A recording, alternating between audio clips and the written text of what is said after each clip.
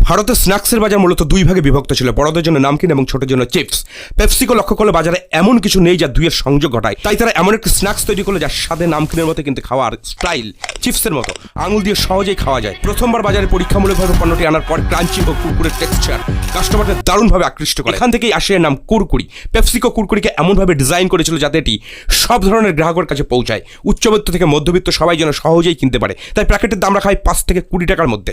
PepsiCo কুরকুরিকে সারা দেশে জনপ্রিয় করতে সুপার শপ থেকে রোড সাইডের দোকান সব জায়গায় লঞ্চ করে। পেপসিকো আরও এক ধাপ এগিয়ে দোকানদারদের জন্য কুরকুরির স্পেশাল স্ট্যান্ড প্রোভাইড করে যাতে এটি দোকানের বাইরে সাজানো থাকে এবং কাস্টমারদের দৃষ্টি আকর্ষণ করে।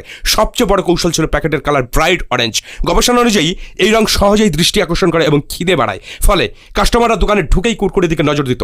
পেপসিকোর স্ট্র্যাটেজি কাজ করে যায়। নামের মজাদার টোন, অসাধারণ স্বাদ, ক্রাঞ্চি টেক্সচার এবং অসাধারণ মার্কেটিং কৌশলের কারণে কুরকুরি ভারতীয় বাজারে ঝড় তোলে।